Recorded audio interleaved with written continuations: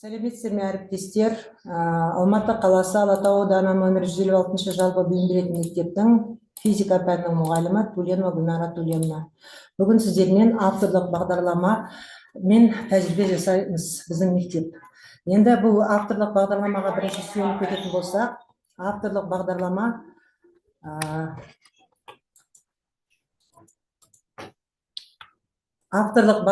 2013 жылы Қазақстан Республикасы Білім және Ғылым министрінің бекітілген таңдау курстары, қолданбалы курстар, үйірмелер, факультатив сабақтарға арналған 115-ші бұйрығы негізінде мемлекеттік стандартқа сай білім беретін пәндерге қосымша ретінде жүреді.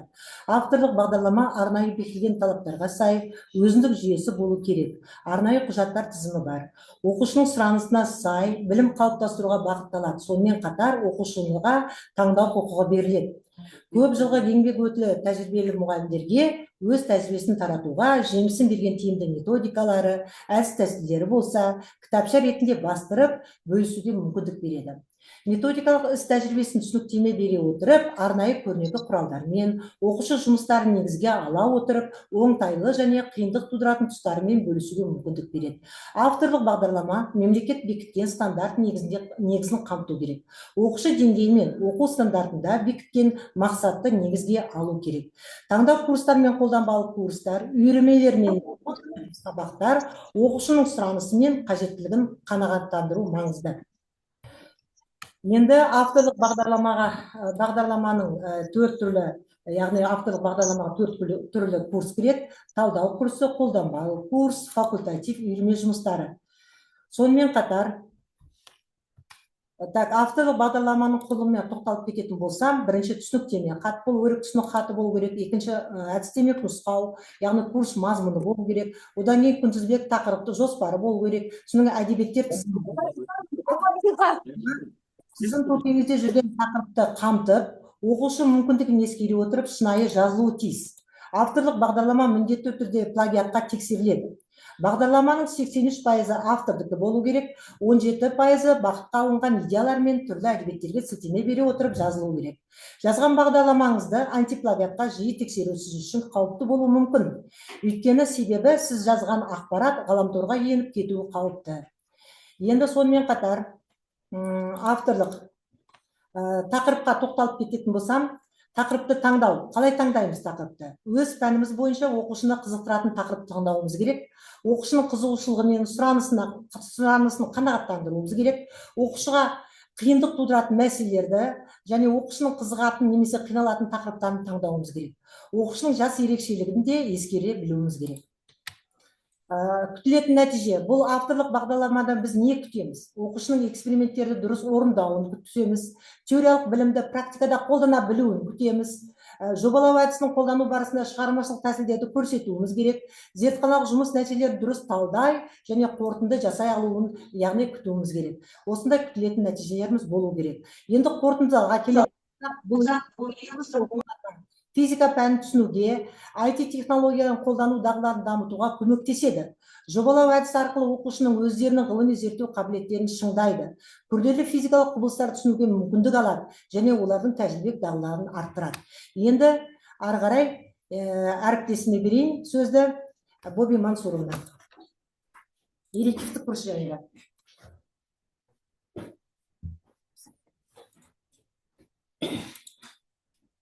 Сәлеметсіздер ме, құрметті әріптестер?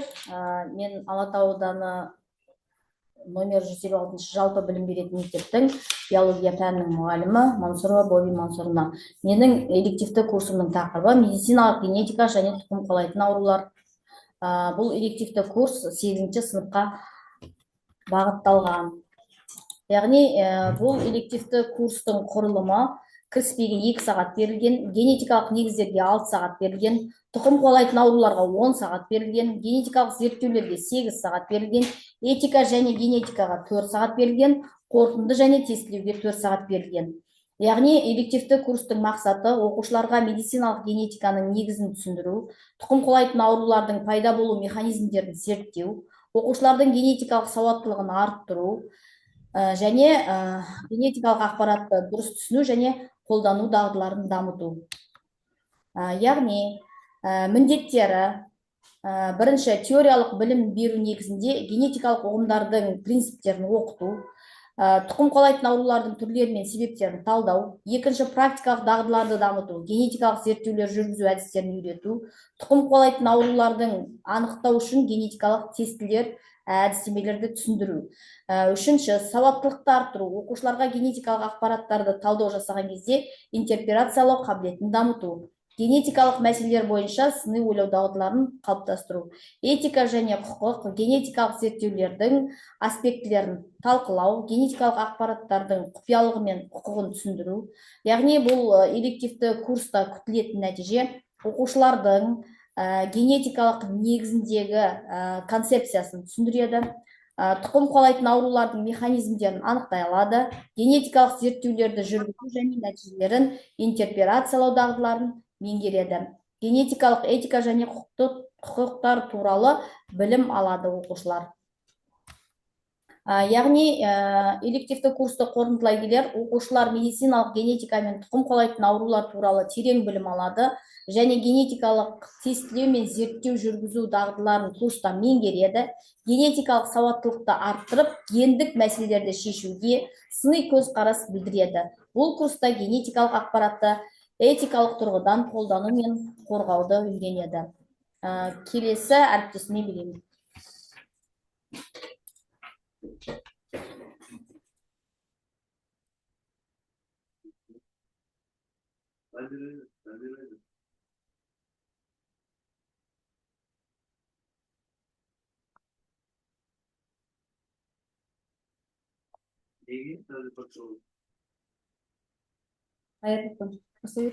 Қайырлы күн, әріптестер. Мен Алматы қаласы Алатау ауданы нөмірі 156 жалпы білім беретін мектептің тарих пәнінің мұғалімі Қорғанбаева Әлия Мұратханқызы. Менің авторлық бағдарламамның тақырыбы 20 ғасырдың басындағы қазақ зиялыларының ұлттық идеялары және оның маңызы деп аталады. Жұмыстың мақсаты: бұл жоспар қазақ зиялыларының қызметін талдай отырып, демократиялық және оның қоғамдық санаға тигізетін әсерін, зиялылардың қоғамдағы рөлін тереңірек қарастыруға мүмкіндік береді. Жұмыстың өзектілігі оқушыларға білім берудің сапасын арттыру, жоғары сыныптарға бейінді оқытуды қалыптастыру. Күтілетін нәтиже: оқушылар 20 ғасырдың басындағы қазақ зиялыларының ұлттық идеялары туралы білімдерін жетілдіреді, материалдарды зерттеу дағдысын қалыптастырады, тақырыпқа сәйкес материалдарды іріктеп, қосымша деректерді игереді. Жұмыстың міндеттері: 20 ғасырдың басындағы қазақ зиялыларының қалыптасу тарихын анықтау, ұлттық идеяның қалыптасу ерекшелігін сипаттау, қазақ зиялыларының ұлттық идеяларын талдау, ұлттық идеялардың қазіргі қоғамдағы маңызын көрсету. Жұмыс 30 сағатқа арналған элективті курс 34 сағатқа арналған. Жалпы жұмыстың барысында ұлттық идея ұғымын мәнін аша отырып, 20 ғасырдың басында ұлттық идеяның негізін қалаған либерал-демократтар, сол заманның озық ойлы тұлғалары Әлихан Бөкейханов, Ахмет Байтұрсынов, Міржақып Дулатов, тағы да басқа да танымал тұлғалардың қазақ ұлтын басқа халықтармен терезесі тең даму жолына бастаған еңбектері туралы терең білім беріледі. 20 ғасырдың басындағы алаш идеяларының негізгі қағидалары: тәуелсіздік және ұлттық мемлекеттілік, ұлттық тіл мен мәдениетті сақтау, білім мен ғылымды дамыту. Алаш идеясы бүгінгі тәуелсіз Қазақстан үшін де аса маңызды. Себебі қазіргі тәуелсіз Қазақстанда алаш идеяларын жаңғырту арқылы ұлттық сананы дамытудың және жас ұрпақты ұлтжандылыққа тәрбиелеудің қайнар көзі. Сондықтан да бұл жоспардың оқушыларға қазақ зиялыларының ұлттық идеяларын тереңірек түсінуге және олардың қоғамдағы маңызын бағалауға көмектеседі. Келесі сөзді әріптесіме ұсынайын. Назарларыңызға рахмет.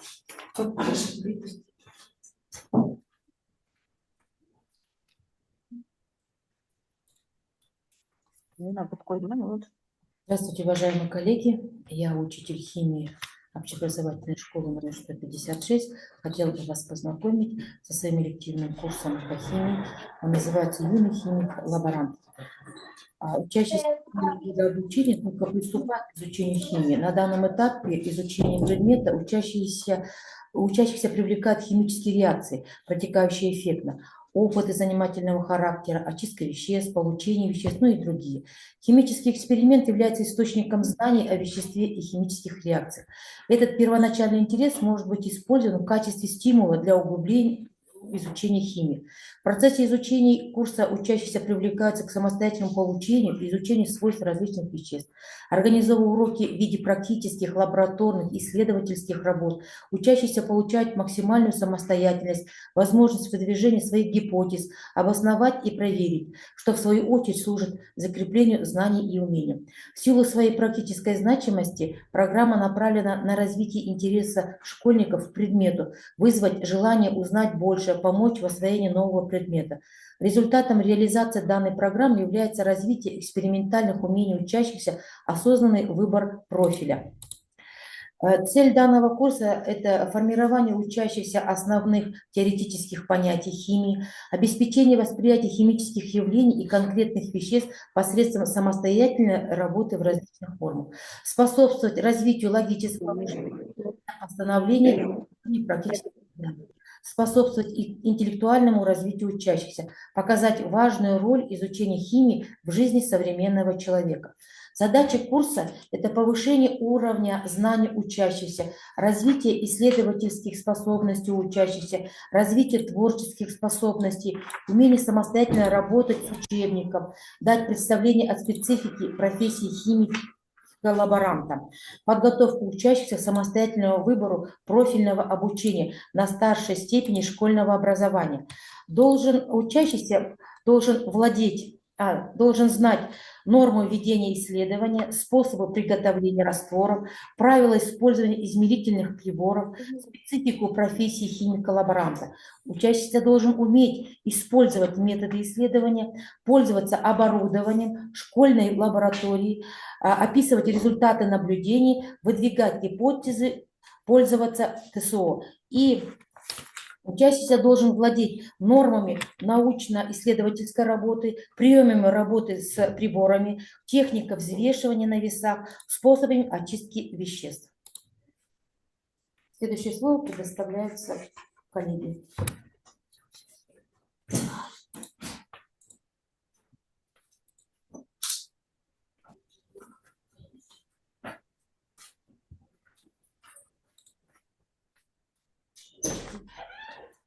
Қайырлы күн, құрметті әріптестер. Мен бастауыш сынып мұғалімі Исақова Ғалия Маратовна, педагог зерттеуші. Авторлық бағдарламаның тақырыбы бастауыш сынып оқушыларына жылдам оқуды үйрету. Бұл презентация бастауыш сынып оқушыларына жылдам оқуды үйретудің маңыздылығын және әдістерін қарастырады. Жылдам оқу балалардың оқу дағдыларын жақсартуға, оқуға деген қызығушылығын арттыруға және академиялық жетістіктерге ықпал ететін маңызды құрал. Бұл презентация барысында жылдам оқудың негізгі принциптері, оқу жылдамдығын қалай өлшеуге болатыны және оқу жылдамдығын арттырудың тиімді жолдары талқыланады. Сонымен қатар көз жаттығулары, назар аударуды жақсарту және мәтінді алдын ала қарау сияқты маңызды дағдыларға ерекше назар аударылады. Жылдам маңыздылығы оқушылардың білім оқу алу процесін жеңілдету және ақпаратты жылдам қабылдау қабілетін дамыту болып табылады. Бұл әдіс оқушыларға уақытты үнемдеуге және оқуға деген қызығушылықтарын арттыруға көмектеседі. Оқу кезіндегі қателіктерді және түсінуді жақсарту оқу процесінің маңызды бөлігі. Оқушылар дыбыстарды шатастырса немесе сөздерді дұрыс оқымаса, олардың оқу жылдамдығы және түсіну деңгейі төмендейді. Қателіктерді түзету үшін қайта оқу және сөздіктерді қолдану қажет. Сұрақтарға жауап беру және мәтінді қайта баяндау түсінуді жақсартуға көмектеседі. Мәтінді алдын ала қарау және негізгі идеяларды табу оқу процесін жеңілдетуге көмектесетін маңызды дағдылар. Оқушылар мәтінді жылдам қарап шығып, негізгі идеяларды тапса, олардың оқу жылдамдығы және түсіну деңгейі артады. Бұл дағдылар оқушыларға мәтіннің мазмұнын тез түсінуге көмектеседі. Жылдам оқу бастауыш сынып оқушылары үшін маңызды дағды. Бұл оларға табысқа жетуге көмектеседі. Үздіксіз жаттығу арқылы оқушылар оқу жылдамдығын және түсіну деңгейін арттыра алады. оқуды қызықты және тиімді ету үшін әртүрлі әдістер мен тәсілдерді қолдану қажет. Назарларыңызға рахмет.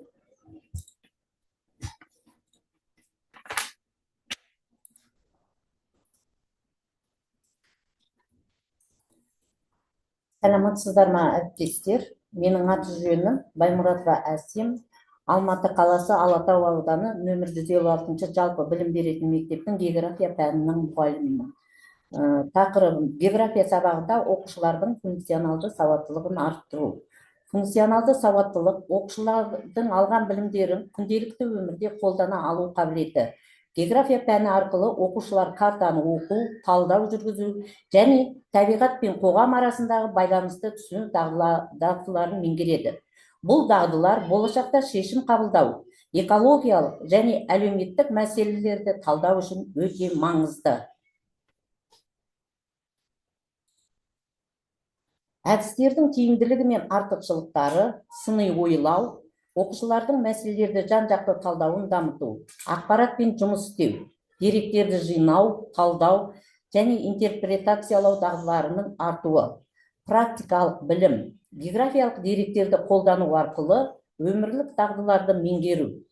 Коммуникативтік қабілеттер: топтық жұмыстар мен жобалар арқылы өзара байланыс орнату, өзіндік ізденіс, зерттеу жүргізу және жаңа ақпаратты іздеу дағдыларының қалыптасуы. Қоршаған ортаға жауапкершілік: экологиялық және әлеуметтік мәселелерді түсіну арқылы тұрақты даму принциптерін ұстану.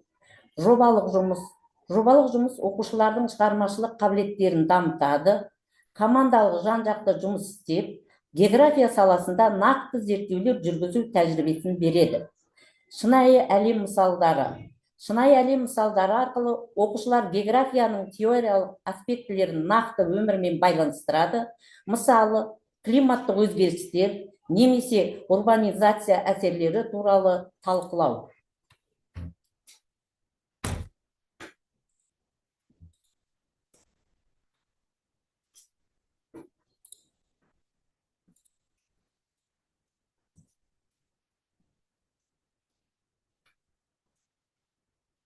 Сәлеметсіздер ме, құрметті әріптестер? Мен география пәнінің мұғалімі Менлебаева Жанна Ерсіновна. География сабағында оқушылардың функционалды сауаттылығын арттыру тақырыбында ары қарай жалғастырамын. Практикалық мысалдар мен іс-шаралар: интерактивті карта жобалары оқушыларға аймақтық өзгерістерді зерттеп, картада көрсету мүмкіндігі беріледі. Аймақтық зерттеулер белгілі бір аумақтық табиғи және әлеуметтік сипаттамаларын зерттеу, географиялық викториналар, білімді ойын түрінде бекіту, топтық жарыстар ұйымдастыру, экологиялық семинарлар, қоршаған орта мәселелерін талқылау және шешу жолдарын іздеу. Қорытынды: география сабағында функционалды сауаттылықты дамыту оқушылардың білімдерін өмірде тиімді қолдануына мүмкіндік береді. Заманауи әдістер мен технологияларды енгізу арқылы оқушылардың аналитикалық, зерттеу және шешім қабылдау қабілеттері айтарлықтай дамиды. Оқушыларды экологиялық және әлеуметтік жауапкершілікке тәрбиелеу болашақ қоғамның тұрақты дамуына септігін тигізеді. Рахмет.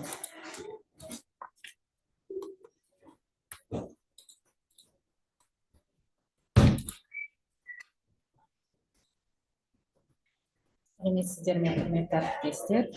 Менің есімім Нұрманова Батырова Сәлеметқызы, 10-шы мектептің тарих пәні мұғалімі. Менің мектептің курсының негізгі тақырыбы сақтар туралы мәліметтер. Мақсатым сақтар тарихи мәдениетін таныстыру, олардың қазақ халқының шығу тегі мен мәдени мұрасына қосқан үлесін түсіндіру, сақ дәуірінде қоғамның әлеуметтік құрылымы, өнері, діні, мәлімет беру. Сақтардың мәдениеті мен өркениетінің ерекшеліктерін зерттеу, олардың қазіргі заманмен байланыстыра отырып, болашақ ұрпаққа жеткізу. Міндеті: негізгі міндеті сақтар туралы бұл жерде жастар арасында ұлттық тарихқа деген қызығушылықты арттыра отырып, тарихқа деген құрметтілікті қалыптастыру, сақ дәуіріндегі археологиялық зерттеулер мен жаңалықтарды талдай отырып, жаңашыл ашылымдарды жариялау. Күтілетін нәтиже: бағдарлама нәтижесінде сақтар туралы тарихи білімін арттырады, сақтардың мәдениетін қазақ халқының қазіргі мәдени түп тамырымен байланыстырады. Археологиялық таныстар мен жаңа ғылыми көзқарастың қоғамға жеткізіледі. Сақтар тарихы арқылы қазіргі ұрпаққа тәлім беру арқылы жүзеге асырылады. Қорытындылай келе, бұл элективті курс барысында оқушылар сақтар туралы терең білім алады, олардың мәдениеті мен тарихын зерттейді, сонымен қатар шығармашылық жобалар арқылы өз білімдерін жеткізеді. Назарларыңызға рахмет, сау болыңыздар.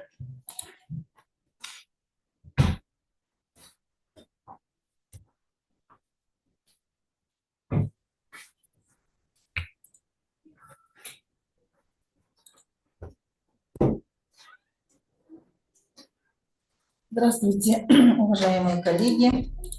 Я Мирзалимова Венера Магометовна, учитель общеобразовательной школы номер 156. Хочу вас познакомить с авторской работой «Современные методы и приемы, используемые на уроках математики в начальной школе». Обучение математике в начальной школе – это не просто освоение арифметических операций, а формирование логического мышления, умение анализировать, сравнивать и делать выводы.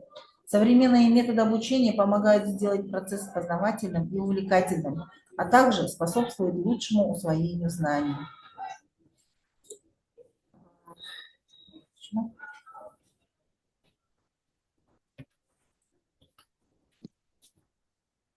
Первое. Интерактивные технологии. Использование цифровых инструментов значительно повышает интерес детей к предмету.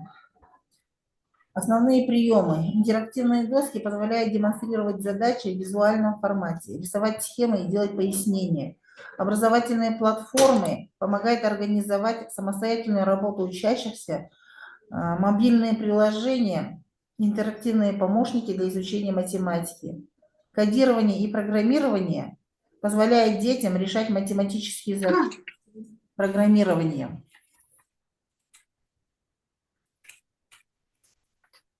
Второе. Игровые методы. Игра – естественная форма обучения для младших школьников, которая делает уроки более увлекательными. Пример игры – математические квесты, поиск сокровищ с математическими задачами, настольные игры, счетный лабиринт, монополии, 100 клеток, соревнования и викторины. Работа в командах помогает мотивировать учеников. Методика storytelling – задачи в форме увлекательных задач. Третье. Проблемное обучение. Метод проблемного обучения направлен на развитие критического мышления и самостоятельного поиска решения. Приемы. Постановка открытых вопросов. Как можно по-другому решить эту задачу? Метод исследовательских задач. Ученики сами выдвигают гипотезы и проверяют их. Анализ ошибок – это поиск неправильных решений и обсуждение причин. Четвертое. Метод проектов. Проектная деятельность помогает детям применять знания на практике. Примеры. Создание математической газеты или журнала. Проект «Математика вокруг нас».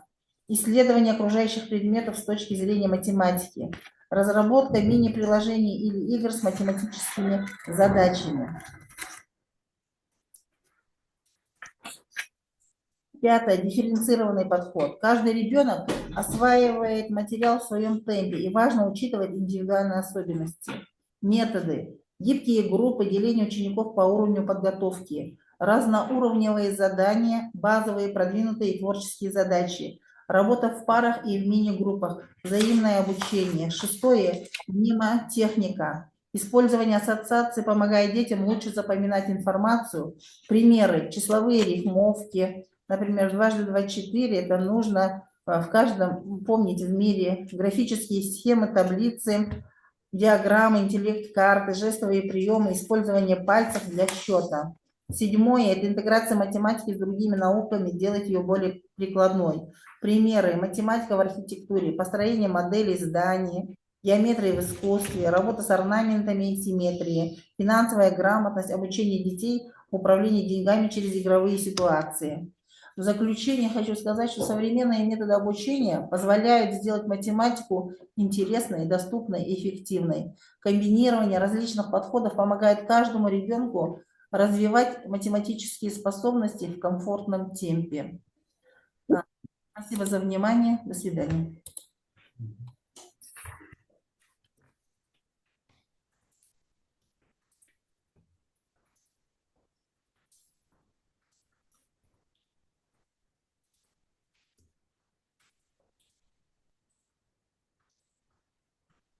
Здравствуйте, уважаемые коллеги. Я учитель истории общеобразовательной школы номер 156, Абдыкалыков Канат Асетович. Представляю вашему вниманию авторскую программу на тему «Политические изменения в истории Казахстана, эволюция государственности и национальная идентичность». В данной программе представлен для учеников 9-10 классов представляется глубокий анализ политических изменений, приведших к суверенитету Казахстана. Целевая аудитория, получается, ученики старших классов. Цель программы – это глубокий анализ политических изменений. Программа включает не только традиционные формы изучения истории, но и современные методы анализа исторических документов, дебаты, ролевые игры, работа с картами, что способствует развитию критического мышления и умения аргументировать свою позицию. Курс направлен на исследование эволюции политической системы Казахстана от древних времен до современности. Ученики поймут причины и последствия ключевых политических реформ, будут развивать осознанную национальную идентичность и подготовиться к анализу современных политических вызовов. Курс предусматривает, получается, изучение истории развития политических изменений с древности до периода Золотой Орды, начиная от Золотой Орды до периода суверенитета. Методом обучения здесь является то, что в курсе используются разнообразные методы обучения, такие как анализ исторических документов, работа с картами, дискуссии, дебаты, ролевые игры, исследовательские проекты. Курс, несомненно, будет способствовать активному вовлечению учащихся в процесс обучения и развитию их аналитических и коммуникативных навыков. Ожидаемые результаты. В результате изучения этого курса ожидается, что учащиеся смогут анализировать ключевые этапы политической истории Казахстана, поймут механизмы политической трансформации, влияние на общество, будут развивать критическое мышление и будут способны аргументированно выражать свое мнение, а также будут осознавать роль национальной идентичности в формировании современного государства. Анализ истории смогут анализировать ключевые этапы политической истории, поймут трансформацию и разовьют критическое мышление и способность аргументированно выражать свое мнение. Значение исторического опыта это весьма важно для понимания современного политического устройства Казахстана, его международной роли и национальной идентичности. Спасибо за внимание.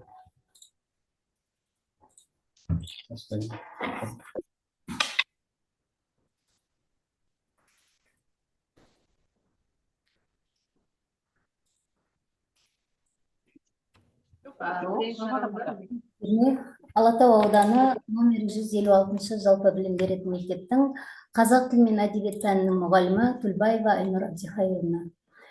Бағдарламаның тақырыбы шешендік өнер. Бағдарламаның мақсаты оқушыларға қазақ халқының шешендік өнері туралы терең мағлұмат бере отырып, олардың сөйлеу мәдениетін дамыту. Бағдарламаның міндеттері: шешендік сөздердің көркемдік ерекшеліктерін меңгере отырып, оқушылардың сөздік қорын байыту. Би шешендердің қайраткерлік рөлі туралы біліп, тапқырлыққа, логикалық ұшқырлыққа ұмтылу. Шешендік сөздердің қоғамдағы маңызын меңгеріп, өмірлік мәселелерді шешендік сөз арқылы шеше білуге баулу. Мемлекет және әдебиет қайраткерлерінің шешендік сөздерін талдап, олардың қазіргі қоғам үшін маңызына көз жеткізу. Күтілетін нәтижелер: оқушылар шешен сөйлеудің терең құпиясын меңгереді. Сөйлеу мәдениеті мен логикалық ойлау қабілеттері дамиды. Тарихи шешендік сөздер мен қазіргі шешендік сөздердің байланысын ара жігін талдап ажыратады. Көпшілік алдында сөз сөйлеу дағдылары ұшталады. Күнтізбелік тақырыптық жоспар. Тақырыптық бөлімдер: шешендік өнердің теориялық негіздері, қазақ шешендік өнерінің өкілдері, шешендік сөздердің тақырыптық жіктелуі, шешендік сөздердің қазіргі қоғамдағы маңызы, шешендік сөздерді тәжірибеде қолдану. Назарларыңызға рахмет. Сау болыңыздар.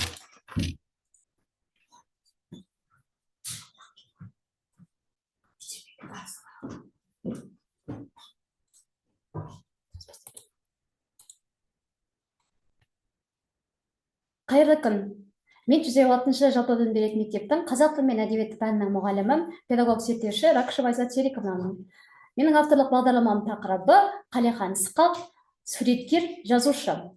Бағдарламаның мақсаты жазушы, драматург, аудармашы Қалихан Ысқақтың өмірі мен шығармашылығын байланыстыра терең меңгерсе отырып, жазушы прозасындағы көркемдік тәсілдермен тақырыптық идеялық мазмұнды ашып, жалпы жазушы қаламындағы шеберлікті айқындау. Бұл мақсатқа жету үшін мынандай бірнеше нақты міндеттер белгіленді. Ең алдымен жазушының өмір жолы мен шығармашылығын меңгерсе отырып, соның нәтижесінде оқушылардың сыни көзқарасын қалыптастыру. Одан кейін келесі екінші мақсат білім алушыларды әдеби туындыларды жаңаша түрлендіре талдау қабілеттерін ұштау. Яғни біз бұрын композициялық құрылысын талдау үйренген, біз қазір кейіпкердің жан дүниесі, кейіпкерді шынайы өмірмен байланыстыра талдау деген сияқты көптеген әдеби туындыдағы кейіпкерлерді жан-жақты талдаудың жаңашыл тәсілдерін меңгеру. Келесі міндетіміз әдеби туындылардағы жазушының шеберлігін айқындай отырып, оқушылар өздерінің сыни көзқарастарын дамытады. Яғни сол шығармадағы тәрбиелік мәнді қазіргі өмірмен байланыстыра алып отырып, оқушы сол шығармаға деген өзінің жеке сыни көзқарасы болуы бұл өте маңызды деген ойдамын. Келесі және бір өзекті міндет бұл Қалихан Ысқақ жазушының көркем тілі, әдеби тілдің көркемдігінің ең жоғары деңгейінде. Сондықтан бұл шығармаларды оқыта отырып, біз оқушылардың ауызша және жазбаша түрде өз ойларын, өз пікірлерін кез келген ортада пікірталаста еркін сөйлеп, жүйелі пікірлерін білдірулеріне жол ашуға мүмкіндік аламыз. Біздің міндетіміз, таңдап алған міндетіміздің несі осы еді. Күтілетін нәтижелердің ең бастысы бұл жерде оқушылар талдайды, шығармаларды талдай отырып, сыни көзқарастарын ұштайды, және осы шығармаларды талдау негізінде сол нәтижеде олар өздерінің сөздік қорын, жеке сөйлеу тілдерін, немесе жазба тілдерін дамыта алады. Яғни шешендік қабілеттерін ұштайды. Назарларыңызға рахмет.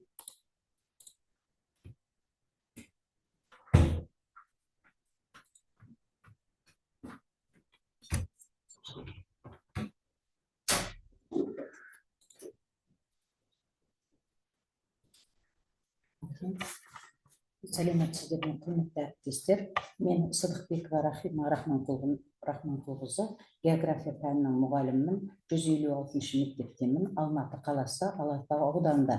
Біздің бағдарламамызда 34 сағаттық электив курс. Яғни тақырыбы пайдалы қазбалар мен орындарының геологиясы мен географиясы. Енді мақсат оқушыларға пайдалы қазбалар туралы терең білім алуға және геология мен географияның байланысын түсіндіруге, сондай-ақ экологиялық мәселелерді қарастыруға мүмкіндік береді. Яғни осындай мақсат қойылғаннан кейін біз бұны мынандай бөлімдерге бөлдік. Кіріспеміз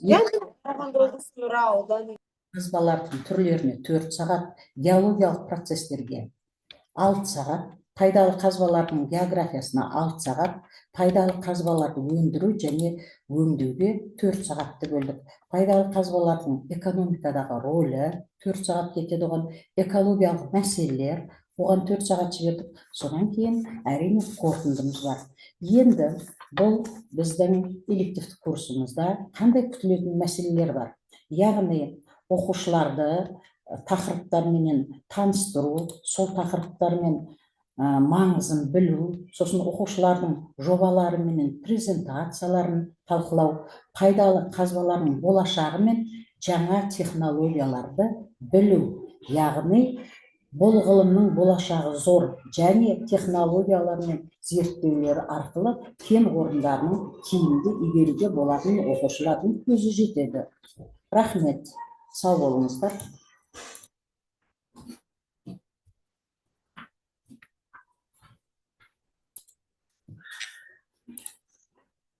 Сәлеметсіздер ме, құрметті әріптестер. Менің аты жөнім Шондыбаева Галия Артеспаевна, номер 156 жалпы білім беретін мектептің математика пәні мұғалімі. Бүгінгі менің элективті курсымның тақырыбы функционалды сауаттылықты қалыптастыруға бағытталған тапсырмалар. Жалпы курсымның құрылымы кіріспе, функционалды сауаттылық туралы ұғым, функционалдық сауаттылықты қалыптастыруға бағытталған тапсырмалар, жаратылыстану сауаттылығы, яғни айсберг, мұздықталым, қаржылық сауаттылық, күтпеген байланыстар және қорытынды және тестілеу. Жалпы курс 34 сағаттан құралған. Бұл жоспар 9-11 сыныптар оқушыларына функционалды сауаттылықты қалыптастыруға бағытталған тапсырмаларды орындауға, терең білім беруге бағыттайды. Жалпы курстың мақсаты оқушылардың функционалдық сауаттылығын қалыптастыру үшін тәжірибеге бағытталған тапсырмаларды және саралау тәсілін қолданудың өзіндік педагогикалық тәжірибесімен таныстыру. Күтілетін нәтижесі оқушылардың функционалдық сауаттылығын қалыптастыру үшін тәжірибеге бағытталған тапсырмаларды және саралау тәсілдерін қолданады. Жалпы қорытындыға келетін болсақ, біз білеміз, оқушыларды біз үнемі бағалап отырамыз. Осылайша педагогикалық қызметпен саралаудың басқа да түрлері оқушылардың қажеттіліктеріне қарай үнемі түзетіліп отырылуы мүмкін. Педагогикалық қызмет табыстылықты жақсартуды, түзетуді қажет ететін сараларды анықтайтын әмбебап үдеріс болуы керек. Сонда ғана біз пәнді оқытудан оқушыны оқытуға қарай жылжи аламыз. Назарларыңызға рахмет, сау болыңыздар.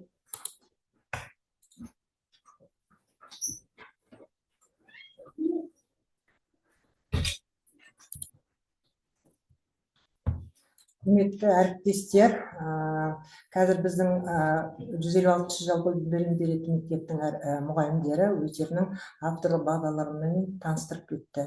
Енді осы қорыта келе біз осы авторлық бағдарлама не үшін қажет екенін, қандай мақсаттарда қолданады екенбіз, соның бәрін айтып кеттік. Енді сұрақтарыңыз болса қойыңыздар, өйткені бізде аз уақыт қалды. Егер сұрақтарыңыз болса, бір-ақ минутымыз қалды. Қандай сұрақтарыңыз бар? Біз осымен қоштасамыз, егер сұрақтарыңыз жоқ болса.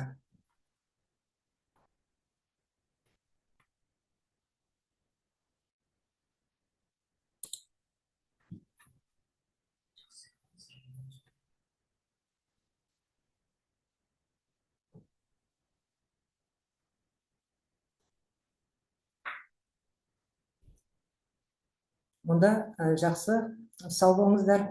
Сіздерге көп рахмет. Назар салып тыңдағандарыңызға көп рахмет. Сау болыңыздар.